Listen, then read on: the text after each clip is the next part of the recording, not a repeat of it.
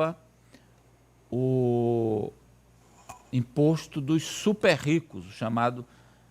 vamos ver aí, essa é uma pesquisa feita no âmbito mundial. Ari, olha aí. Foi realizada de 5 de março a 8 de abril deste ano, ouviu 22 mil pessoas de forma online em 18 países do G20 e mais, Áustria, Dinamarca, Quênia e Suécia.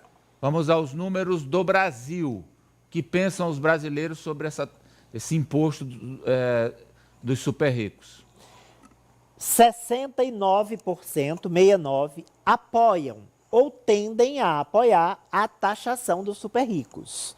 13% discordam ou tendem a discordar e 15% ficaram neutros em relação a taxar ou não os super ricos. 3% não sabem sobre o assunto. Agora vamos à média mundial. Isso é no Brasil. Esse ali foi no Brasil. Agora vamos à média do G20, Ari. Olha, a média do G20 foi de 68% apoiando a taxação dos super ricos, 11% discordando ou tendendo à discordância, 18% neutros e 3% não sabem opinar. Mais ou menos o Brasil na média mundial. Sim. Agora volta aí para o quadro, que eu vou perguntar aqui para o professor. Ô, professor Vila, olha só o quadro do Brasil. Tem 13% de muito ricos, né? Super ricos, porque discordam, né? É verdade. Isso que é engraçado, é quando... a questão da... Tem umas discussões antigamente da sociologia, a consciência de classe em si e para si, né?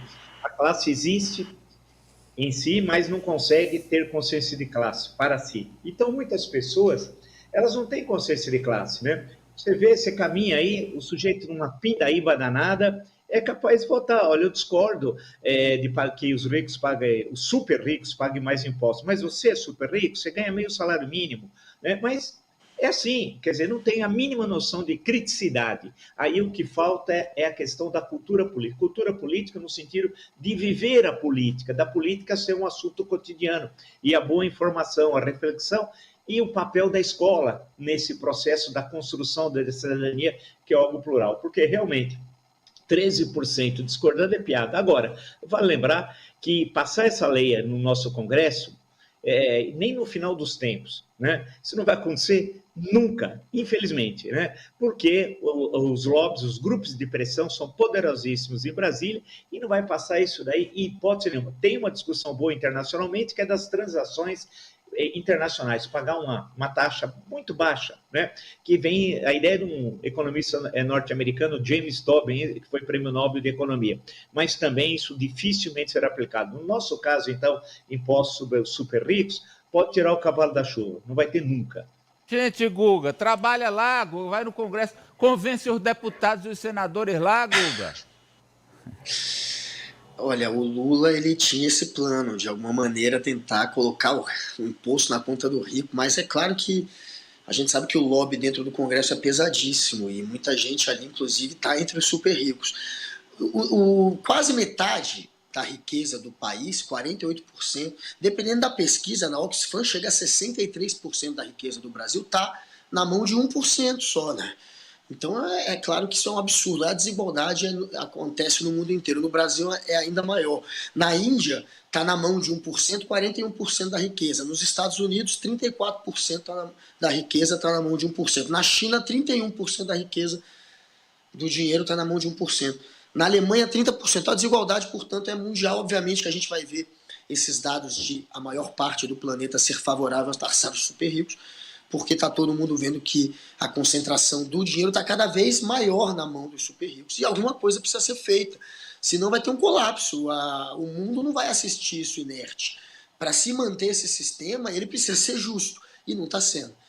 Apoliana. A gente conseguiu avançar um pouco, né, na taxação daqueles investimentos que são feitos fora do país, mas com relação a essas fortunas, de fato, que muita gente tem aqui no Brasil, como o Guga trouxe aqui, é muita gente, mas não é, de fato, uma parcela considerável da população, pelo contrário, a maioria das pessoas, elas de fato dependem do nosso sistema econômico e a gente tem muito brasileiro hoje ainda dependendo de auxílios, como o próprio Bolsa Família hoje no país, mas eu realmente acho muito difícil a gente conseguir avançar mais nessa pauta do que a gente já conseguiu chegar. Mas você queria taxar, né?